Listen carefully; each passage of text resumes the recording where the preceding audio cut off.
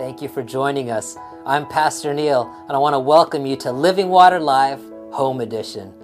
It might not look like much of a home here. If you've watched any of our previous services, you've seen us shooting mostly in my backyard. Well, we've made it a little bit closer to the house. I am sitting here in the back steps to my basement. So maybe next week we'll actually make it inside. But I just want to thank you for joining us here and worshiping with us. We've got an awesome service. I know you're going to be blessed. I know you're going to enjoy. I know that many of you are going through some hard times right now. I just want you to know our prayers, our thoughts are with you. And just know you are not alone. God is there with you in the midst of this pandemic. Wherever you are, whether you're here in Maryland, in the College Park area like us, or around this country, around the world, God is with you. He's watching over you. Feeling sick? He'll be your physician. Lost your job? He'll provide for your family. Feeling anxious, lonely? Let Him be your best companion, your awesome friend. He is here, and He is ready to meet you. I'm so glad you came here to join us to meet Him today. Listen, like I said, we've got an awesome service. We're starting a new sermon series entitled Made for This Moment, Conquering COVID-19. We're going to be talking over the next number of weeks about how we can become more than just survivors, but we're going to become thrivers in the midst of this pandemic for God's glory. So thank you for joining us. Sit back, relax, and be blessed as you worship with us here today at Living Water Live, Home Edition.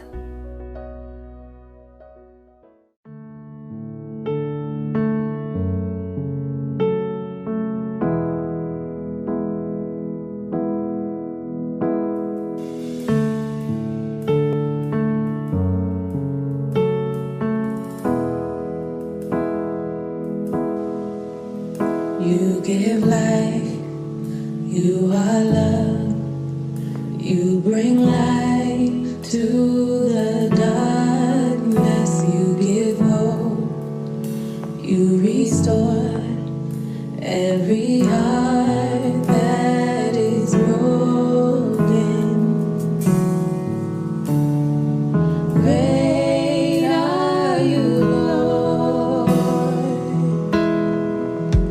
It's your breath in our lungs, so we pour out our praise, pour out our praise. It's your breath in our lungs, so we pour out our praise to you only.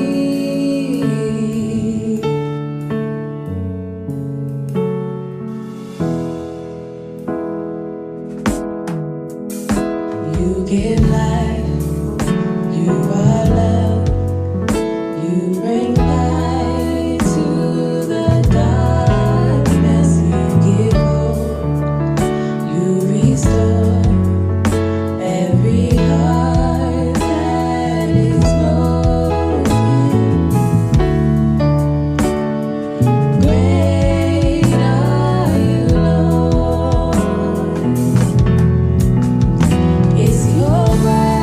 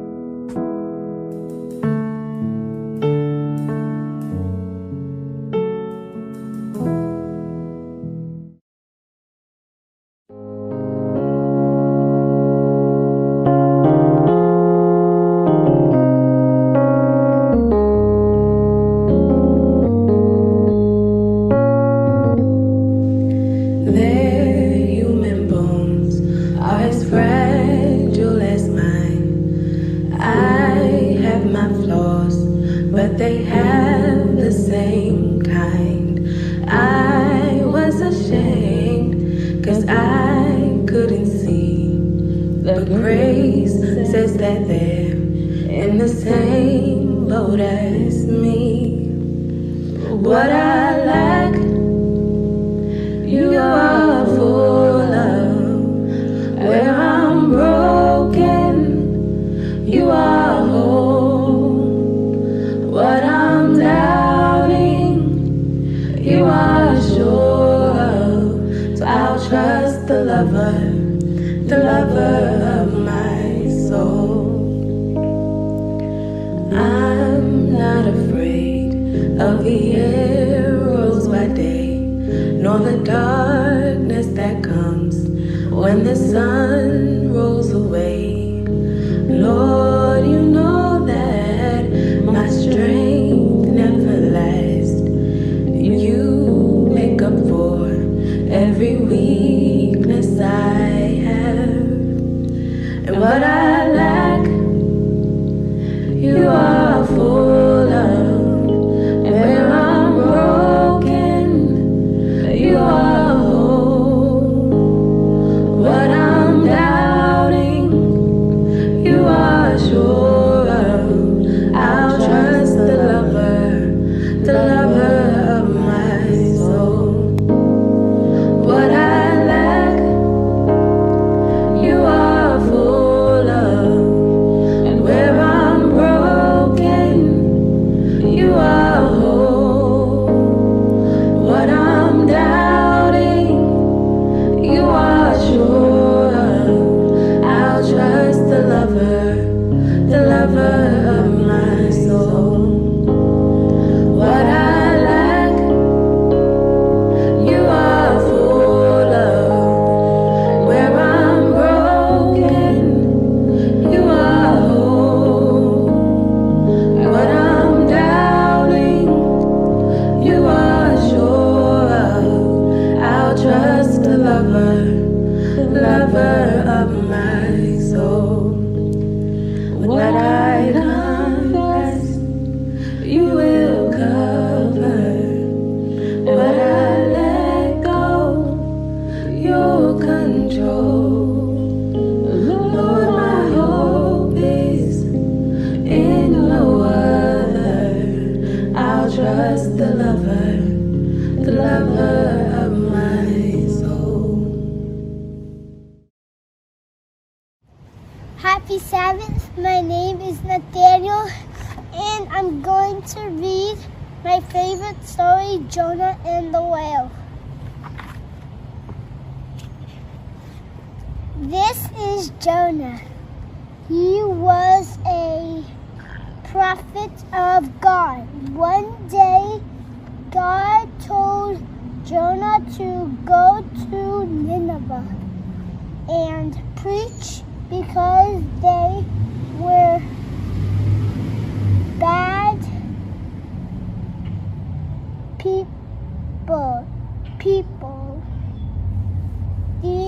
They were doing bad things and need help.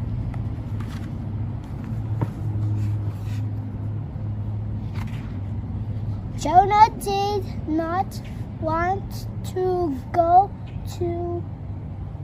Jonah did not want to go. Jonah ran away from God. He went on a boat going to Joppa. God saw Jonah on the boat and sent a big storm. The men on the boat decided Jonah was to blame, threw him off the boat. God sent a big whale to swallow Jonah and save him from drowning. Jonah prayed for 3 days and 3 nights to God. While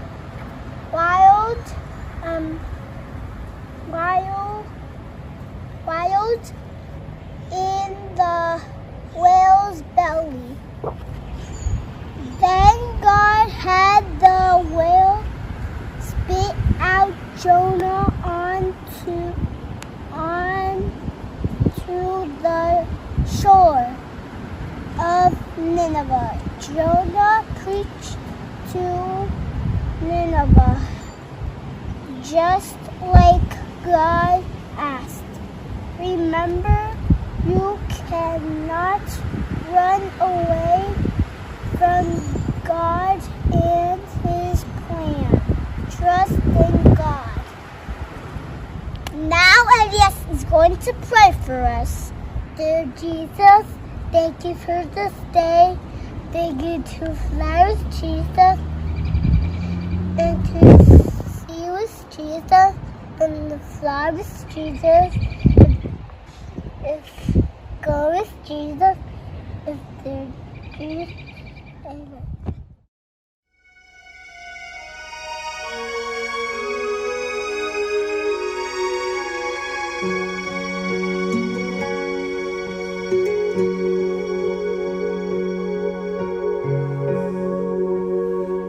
This is the air I breathe.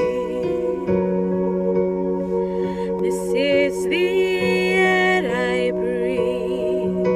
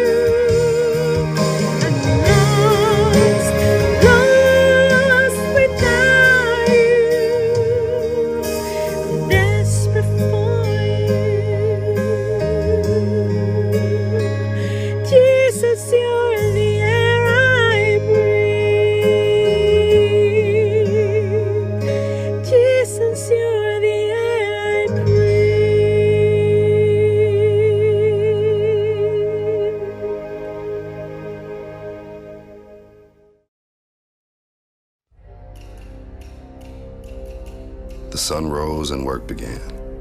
Word of a better day spread throughout the people, a day free from bondage. This hope carried them through their labor. They knew their God was faithful, that he had a plan, one to set them free, to a land promised by God, to his people, for his people, a plan of redemption, but they lost focus. Turned away from the God who was faithful, worshiped false idols, turned back to the very culture God was rescuing them from, turned back to their past, to bondage. So they wandered and wandered. They began to grumble and curse the God who rescued them. They would never set foot in the land they were promised. They would never be unleashed. But God's plan perseveres despite the disobedience of his people. He waited for a new generation to rise up from the dust, one that would step out from their wandering and into the purpose for which God was calling them, to be a nation set apart that would bring glory to him. He continues to call those courageous followers out of the desert, away from our wanderings, to be God's representatives here on earth, to be unleashed from the bondage of our past, unleashed from being brainwashed by culture, unleashed with the backbone to lead the church, unleashed with the boldness to serve the world, unleashed for the gospel. He calls his people to be unleashed.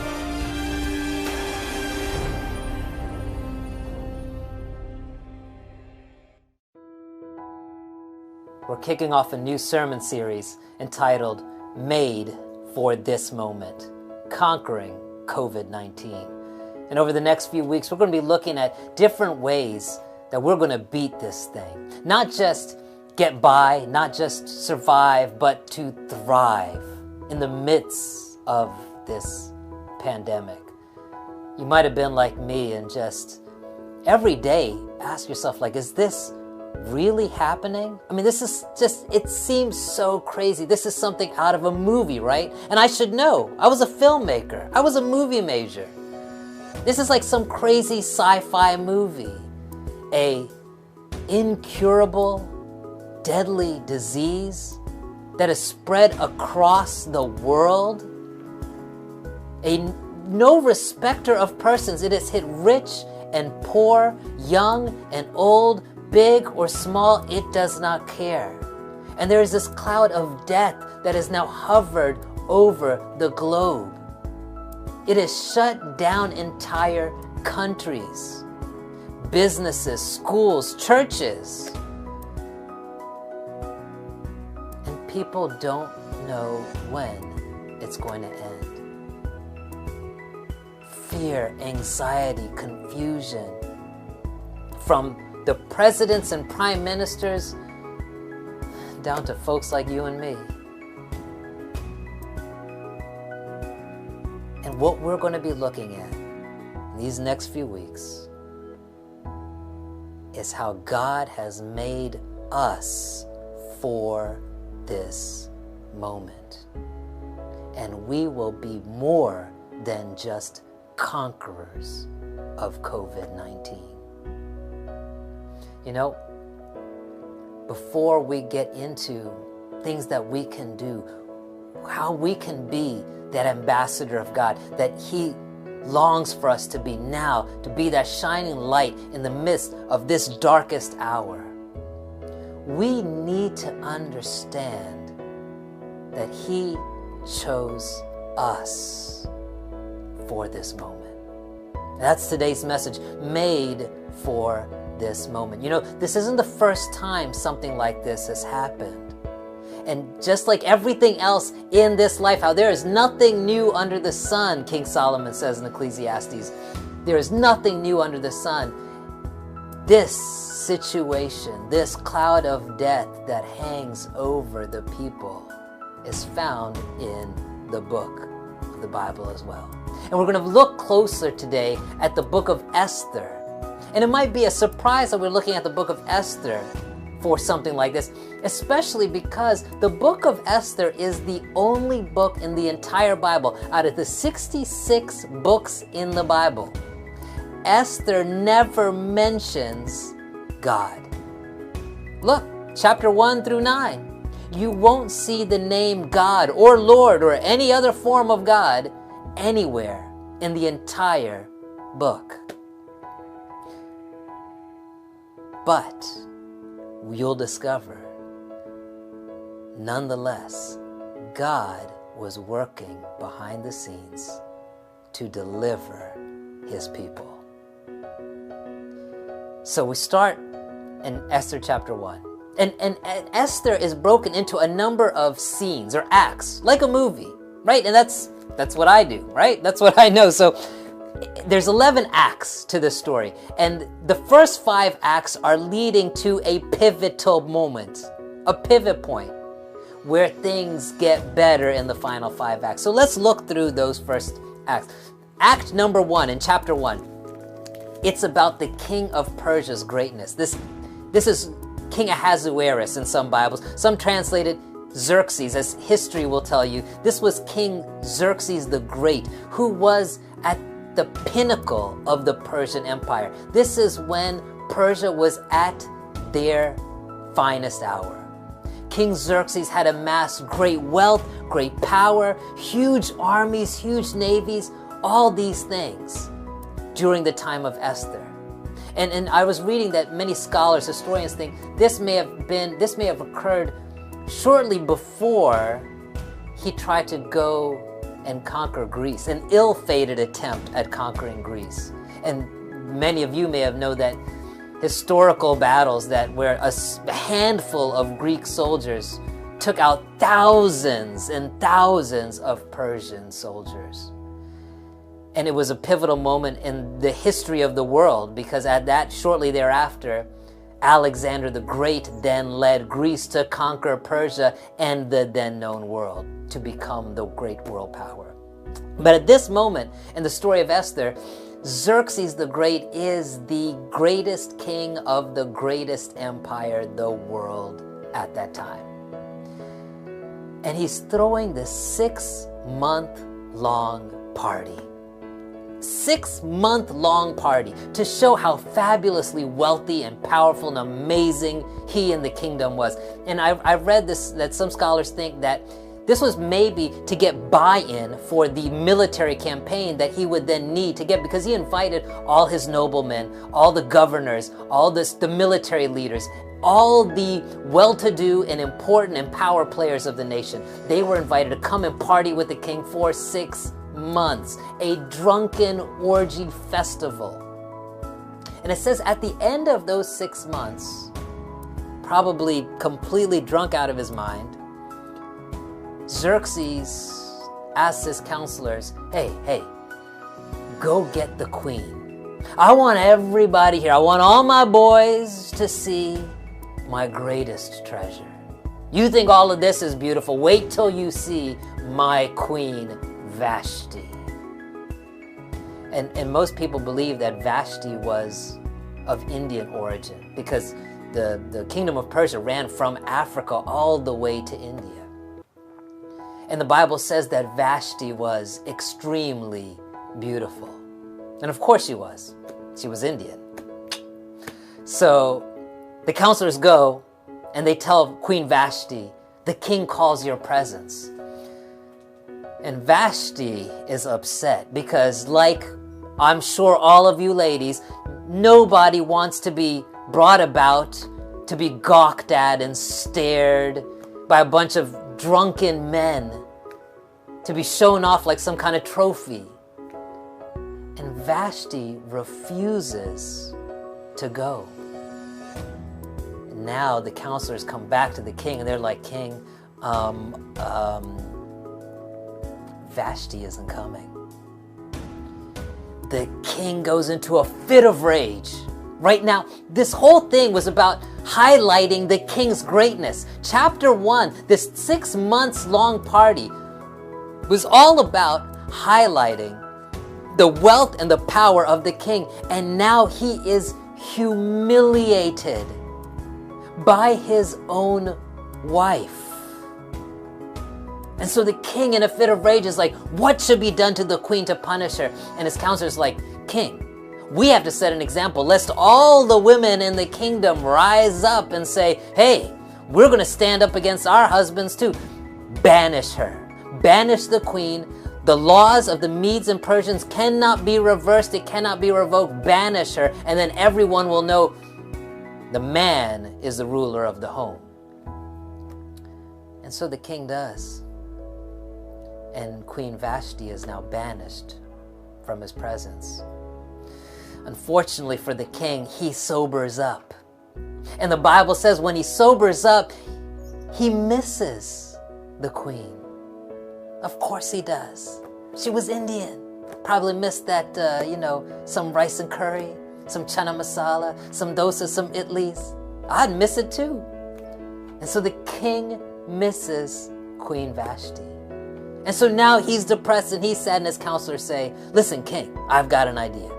Let's have a beauty contest. We're going to round up all the finest, most beautiful maidens in the land, and you get to be the judge. You will pick your next queen. The king is feeling that. So he's like, oh, I'm down. Bring them. Get them ready. And this is where Esther and Mordecai are introduced into the story. And it says Esther was an orphan girl. An orphan girl. She had lost her parents. And she was a Jew who were a conquered, oppressed people. They are twice over, because remember, the Jews were conquered and subjugated to the Babylonians, exiled to their land. And then the Babylonians had now been conquered by the Persians. And so now the Jews are exiled again and now subjugated to the Persians. So twice over. On top of that, an orphan, a stranger in a strange land. And yet, God had made her for this moment.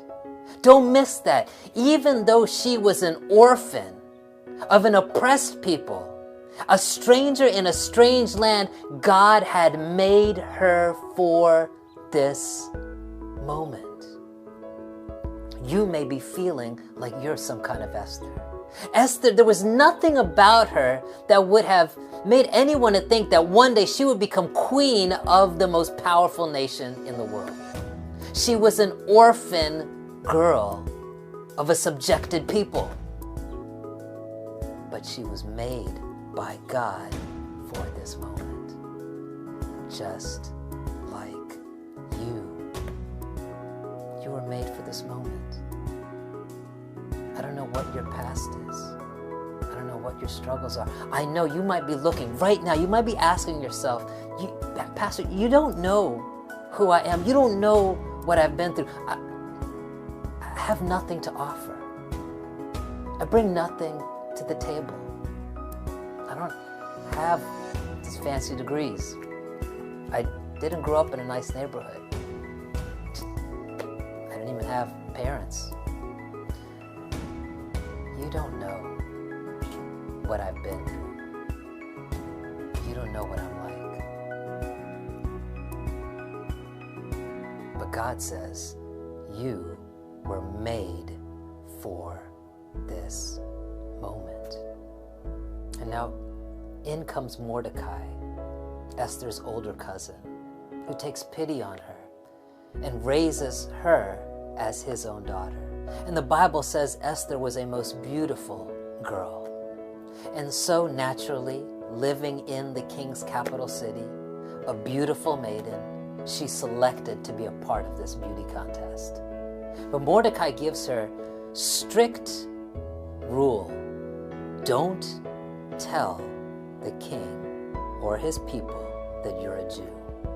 Because he knows they're looked down upon, right? The hatred of the Jews. So Esther goes, and she wins the beauty contest. After a year of beautification, they took a year to spend to beautify these ladies. Gentlemen, we cannot complain whenever our wives or our girlfriends take some time to get ready, and listen, they're doing it for us, right? Lest we forget.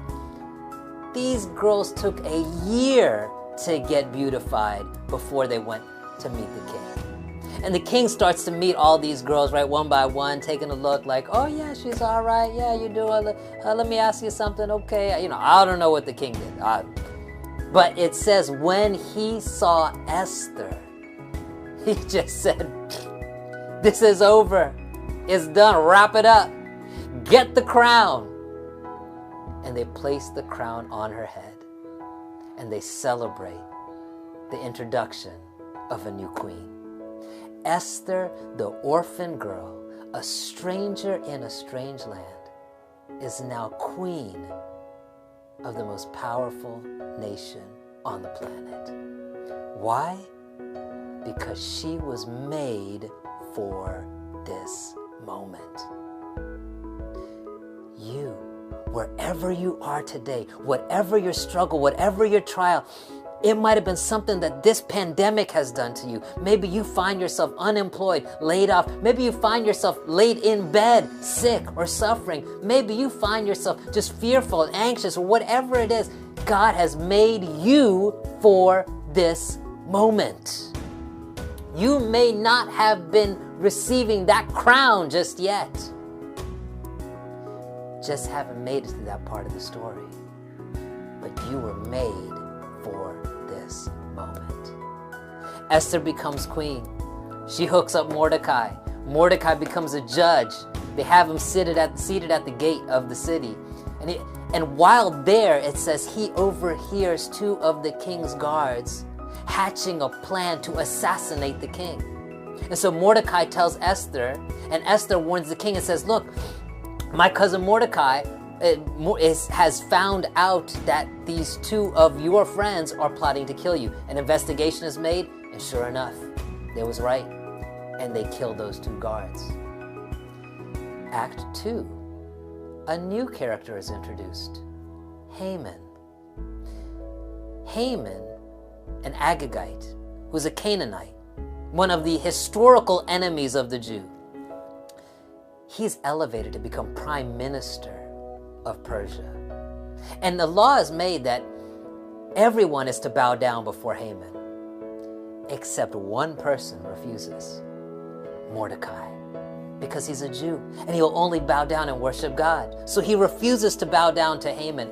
And Haman, in spite of all the power and wealth and prestige that comes with being a prime minister of the most powerful nation in the world, it eats at him, it grates at him, it just tears at him that this one person refuses to bow down before him. And he finds out that Mordecai is a Jew. And he decides it is not enough to just try to kill Mordecai, but he then decides he wants to wipe out his entire race. That's Act 2. Haman is elevated. Well, Haman comes up with this plot now. In chapter 3, he comes up with this plot, Act 3 of the book of Esther. He's going to ask the king for permission to wipe out the entire nation of Jews. But before he does, he casts lots. They're called Purim. It could also be a dice. Some translations, they basically roll the dice to find out when this decree should be enacted. When should he ask the king that it happened? And it just so happens that as he rolls the dice, that it rolls to say that it should happen the following year, almost one entire year later. That's not by chance, folks. Because even though God's name is not mentioned anywhere in this book, and to this point you have not really seen God at work, He controls every dice thrown, because there's no such thing as luck. There's no such thing as coincidence. God is on His throne. And even now, when it seems that the whole world is turned upside down and lost in confusion, there's one person who is not confused, who is always right side up, and it is God, for He is on His throne. He controls the dice. And so Haman then goes. and tells the king, "King, there are these people, troublemakers, historical troublemakers. And king, it is wise for us to kill them all. So let us make a decree that we wipe them out on this day a year from now." And the king, as foolish as he must have been, just says, "All right, Haman, I trust you. You're my prime minister. Go for it."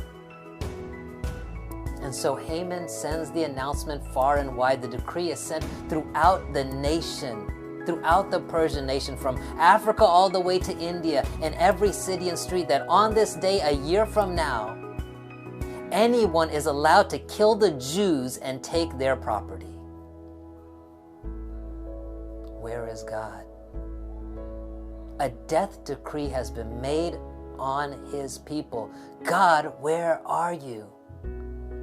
You might be asking yourself that same question right now in the midst of this pandemic, in the midst of the darkness and the trial and the challenges that this entire world is facing right now. You may be asking yourself, as so many people I hear are, "God, where are you? If you exist, why aren't you here? Why aren't you revealing yourself? Why are we going through this? Why is the world suffering? Why am I going through this?" Let's face it, so many of us are wondering, why me? Why now? I had plans, God. You hear these stories, you read about them. Those weddings that have been postponed, those graduations that have been canceled. Someone got a new job, a dream job they've been waiting and working for their entire life, and now it's gone, just like that. People who have lost loved ones. Multiple family members who pass away within moments of each other from this terrible disease, and people say, "Where is God? Why do we suffer? Why do I suffer?" The cloud of death hovers over us the same way that decree of death hovered over his people in the book of Esther. Act 4, chapter 4. Esther and Mordecai now. Mordecai hears about this, and he tears his clothes, he puts on sackcloth. It's a state of mourning. And Esther's like, "What is going on?" So she sends out messengers to find out from Mordecai, "What is this?" And Mordecai writes back to her saying, "This decree has been made to kill all the Jews.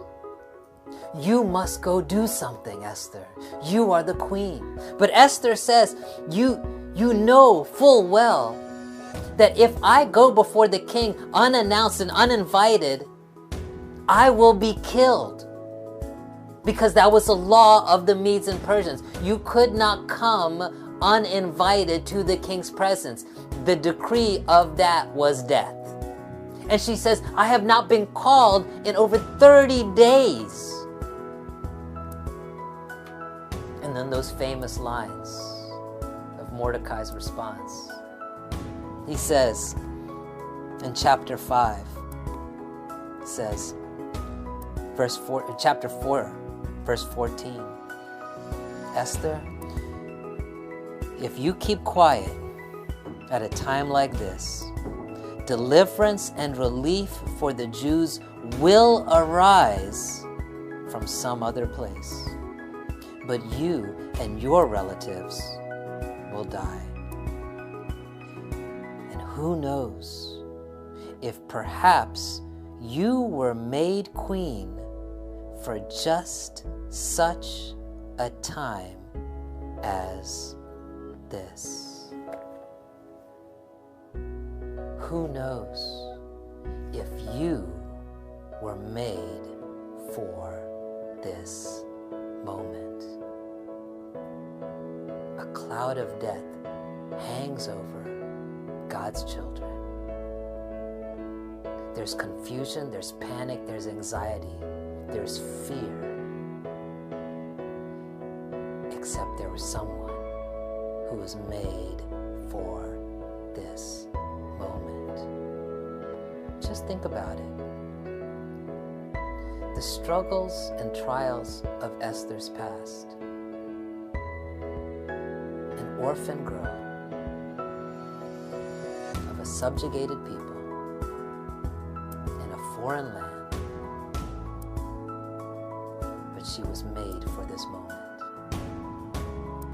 If she was not an orphan, if she hadn't suffered through the loss of her parents, and who could ever think that any good could come out of that?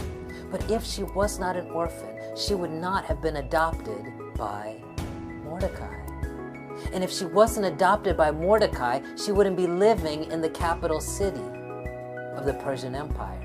So she wouldn't be selected to be a part of this beauty contest, which meant she wouldn't have been made queen. And so she wouldn't be made for a moment like this, to go before the king and to plead in behalf of her people. She was made for a moment like this. You were made for this moment. And whatever struggles and whatever trials, whatever difficulties in your life, of your past, or what you're going through right now, you have to know you, like Esther, were made for this moment. Nobody else. It was you. God designed you to do something special for Him in this moment. And it's not like Esther was not fearful. It's not like she didn't have anxiety. It's understandable that you question and you wonder and you fear. But with steely resolve in her heart, she says those famous words, "If I perish, I perish." Nonetheless, she would go before the king to try to save her people. So Esther and Mordecai come up with that plan to somehow reverse this decree, and that takes us to chapter 5, Act 5, Esther's first banquet. So Esther goes before the king, and the king sees the beautiful Esther, and he has no intention of killing her. He stretches out his scepter, and if you touch the king's scepter, then you are pardoned, and you are allowed to come in his presence. And he says, "Esther, my beautiful queen, what would you like? What can I do for you? Even up to half of the kingdom. You tell me, what can I do for you?" And she just says, "King, I would just like you and Haman, your prime minister, to come to a special banquet at my house." And so the king says, "Okay, all for it, let's go." And Haman is delighted. He is amazed. He is just like, "I and the king alone? How privileged. I am the elite of the elite." So the king and Haman are at this beautiful banquet thrown by the queen. And the king is just like, "This has been great. But queen, tell me, what's on your heart? What can I do for you, my beautiful and lovely queen?" And Esther just says, "King, please, just come to another banquet tomorrow. Just you and Haman. And then tomorrow, I will promise at that banquet, I will reveal my request to you."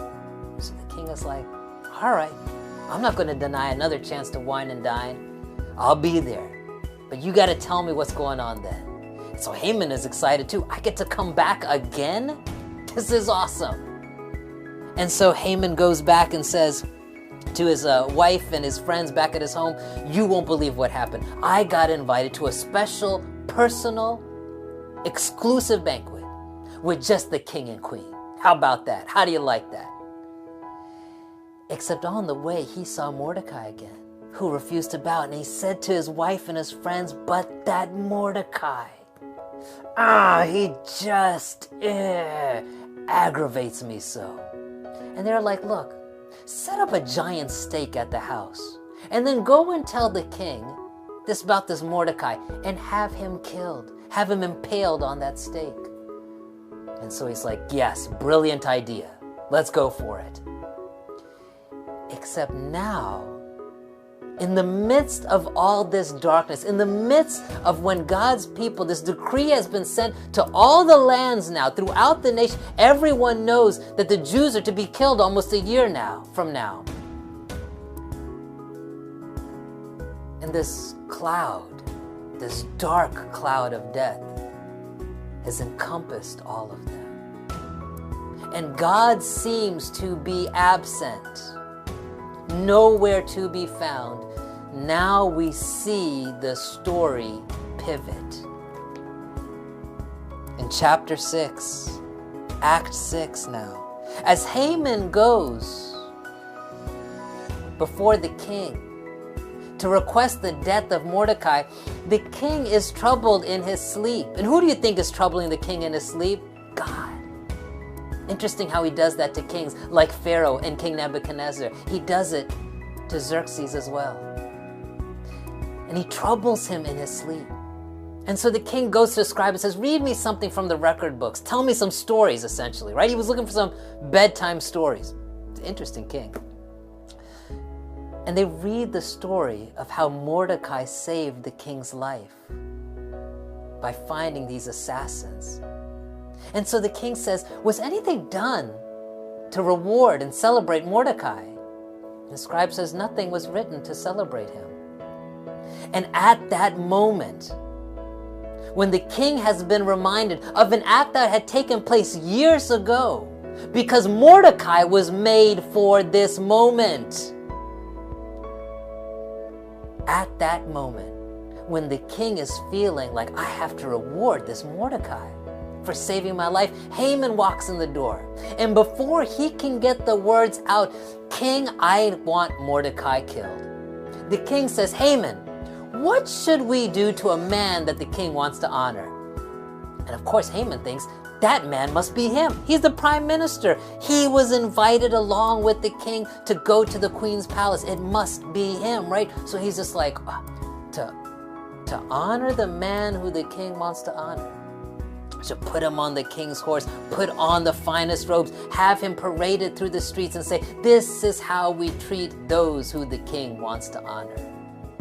And the king loves the idea. He's like, brilliant. Haman, that's why you're my prime minister. Brilliant.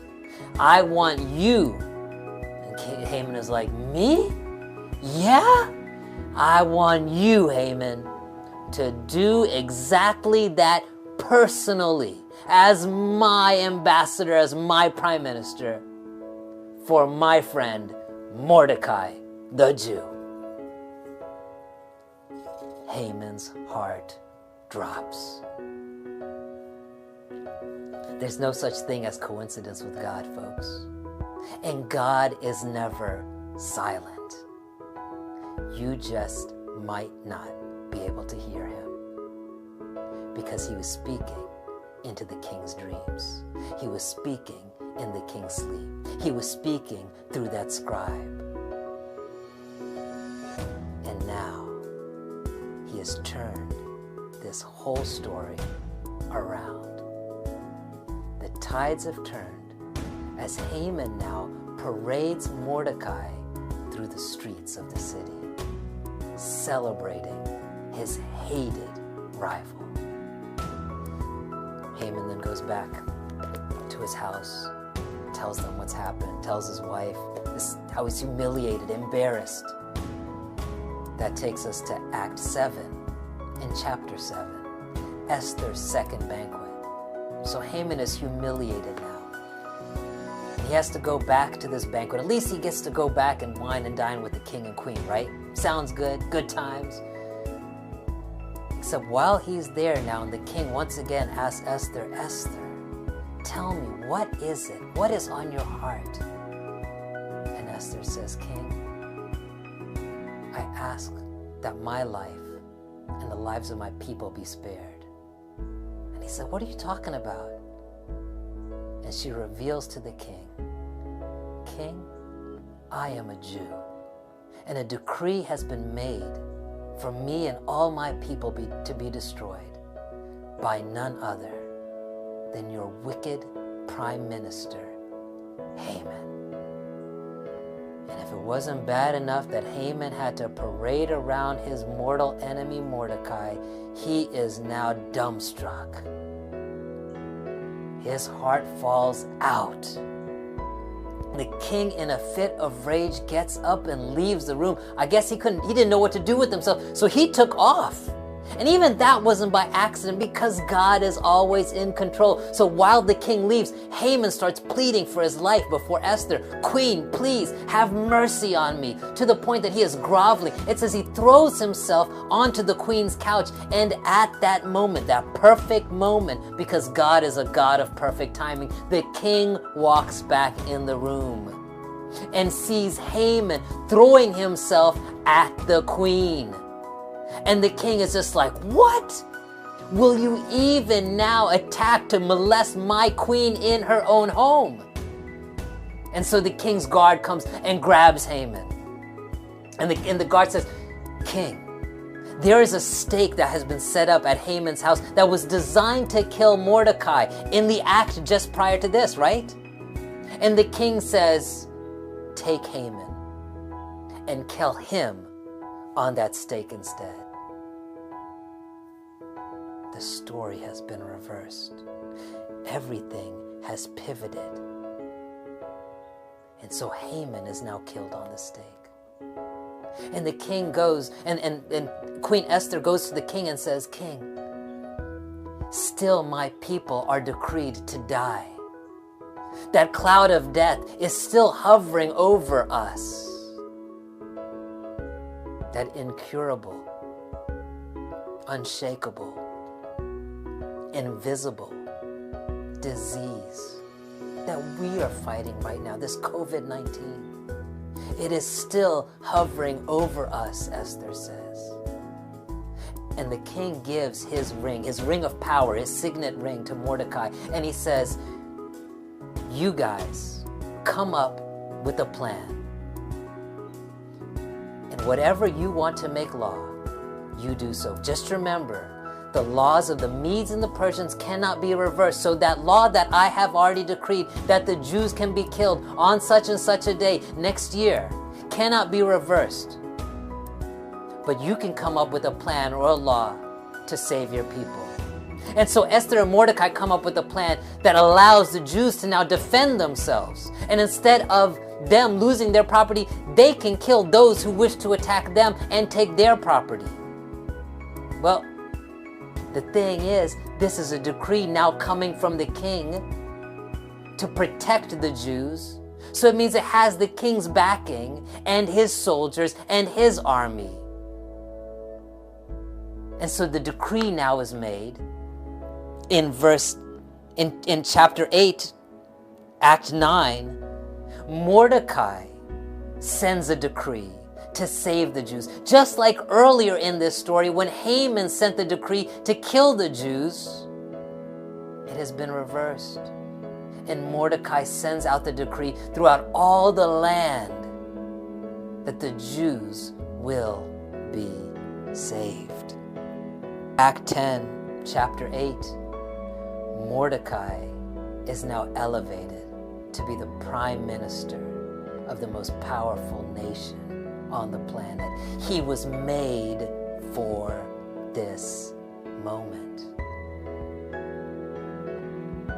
Earlier in the story, when everything was going against God's people, who could have imagined that these two Jews, an orphan girl and a common man, would one day become the queen and prime minister of this powerful nation, except that God had made them for this moment, just like He's made you.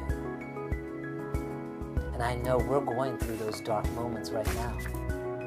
I know that we haven't made it through that dark cloud yet. But I'm here to tell you that our story is going to have that same ending. And we're going to come out all the stronger, all the better for it.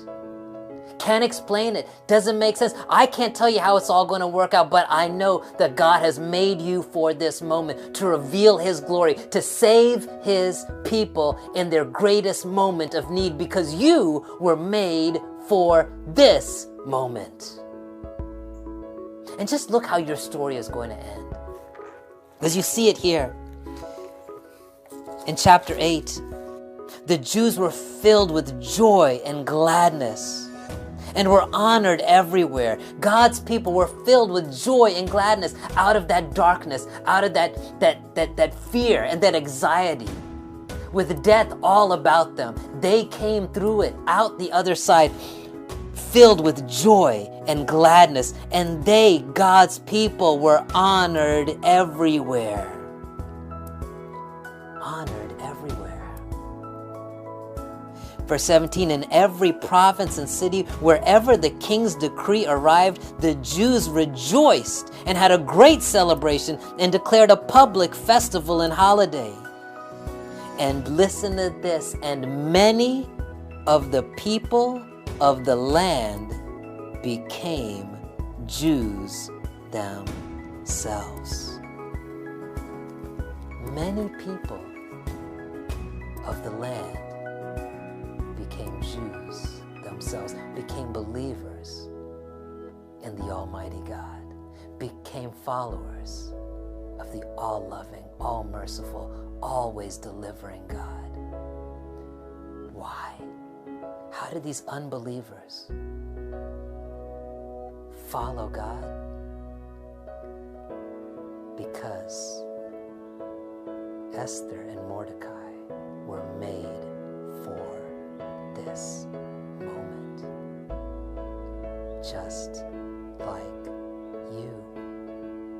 You look at all the acts throughout this story, and you will see how in every act of suffering and pain and trial and struggle, it is reflected with the reverse of joy and gladness and celebration, elevation. Take a look.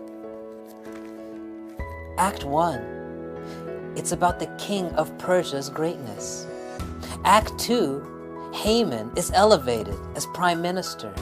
Act 3, Haman's decree to kill the Jews goes out across the world. Act 4, Esther and Mordecai come up with a plan to reverse that decree. Act 5, Esther holds her first banquet. Act 6 is when the story pivots and Mordecai is celebrated by Haman. Act 7, Esther's second banquet, where the truth is revealed. Act 8, Esther and Mordecai come up with another plan to reverse the decree. And it is Act 9, where Mordecai's decree to save the Jews now is released throughout the nation. Act 10, Mordecai is elevated. And Act 11, Mordecai's greatness. You see how they're all interrelated. You see, at the pivotal moment when Mordecai is celebrated by Haman, we have the two banquets of Esther. One where a stake is built to kill Mordecai, but on the other, that Haman is killed on that very stake. And then on both sides of that, we have Esther and Mordecai coming up with a plan to reverse the decree. Prior to that, Haman's decree to kill the Jews is reflected by Mordecai's decree to save the Jews. We have Haman being elevated, but then we have Mordecai being elevated. And this whole story starts with King Xerxes' greatness, only to be reflected and ended by Mordecai's greatness. Here's the thing, folks. We're in the middle of our own Esther story right now. The thing is, we're on the first side, that first half of the story. We're living under that cloud of death and of fear and of confusion and of anxiety. And we're living in a time where you might not be able to see God. You don't hear God. You don't feel His presence. And you wonder whether He's there, but He is there on His throne, ruling over every aspect of our life and making you for this moment to save His people. because his light always shines brightest in the darkest hour. You were made for this moment so that more people will come to know your God and your Savior, Jesus Christ, through this time of need. You just think about it. We know the end is coming soon. We know Jesus is so soon to return. What a privilege we have that he made us for this moment. Because as amazing as Moses was, he didn't choose Moses for this moment. As incredible as Elijah and Elisha were, and all the amazing miracles that they performed, they were not made for this moment. King David and how he raised up a kingdom and delivered a people, he was not made for this moment. You were made for this moment. God chose you, perfectly crafted, timed to be in this place, to shine and share his love with his people, his children who need it most. You were made for this moment. And the only question today is this: will you let him use you? Like Esther, like Mordecai. And I know you have a past. I know you have a present. I know you feel unworthy. You feel like you don't have anything to offer. You're saying, you don't know me. You don't know my struggles. You don't know my past. You don't know my pain. I don't, but God does. He knows your past and he knows your present, but he knows something else that you don't know. He knows your future. He knows the plans he has for you, and he made you for this moment. And if you would just put your trust in him today, let him use you to deliver his people, to conquer COVID-19, because you were made for this moment. Will you accept his call today? Father, thank you, for we were made for this moment. Thank you for choosing us. Now prepare us as your people and send us to save your children. Thank you for this privilege to live in a time like this. Let us shine and share Jesus as never before. In Jesus' name I pray. Amen. If you felt the Spirit calling on your heart today, I invite you to take your next step in your journey with Jesus. And you can do that with us online. Just go to our website, livingwatersda.org, and click on the My Next Step link. You have a number of options to start a Bible study, reach out for a prayer, or get a call from me or one of the elders to help you along in that next step in that wonderful journey with Jesus. Don't wait till tomorrow. Do it today. Answer his call. You won't regret it. As we close today's service, I just want to thank you again for worshiping with us in your giving as well. Your generosity has been overwhelming. About a week or so ago, we made a special drive to collect funds for the College Park Food Bank to help families in need in our city. And I'm so happy to tell you we collected and donated $1,000 to this institution. So thank you so much for your giving. You're going to be hearing, we're talking to more organizations, finding out those needs. And so we invite you to continue to give through our website, livingwatersda.org. Click on the give link. Your generous offering and donations are going to help the people who need it most here in the city as we look to help them. And And also, for those of you who've been blessed by today's service and want to share it with others, I invite you to go to our YouTube site. It's youtube.com/livingwateradventist. Click on the subscribe link, click on the like buttons and share, and send this good news that we were made for this moment. Share it with others. Let them know they were made for this moment. They don't have to fear. They don't have to worry. Why? Because God made them for this moment. So send out the good news. Or our Facebook site, facebook.com/livingwatersda. Join us in our online community. Share us, like us, follow us there. And once again, thank you so much for just being a part of our community, joining us in worship today. God is with you. Stay encouraged. Be strong. Always remember, no matter how dark and difficult the moment may get this week, you were made for this moment. God bless you until we see you next week.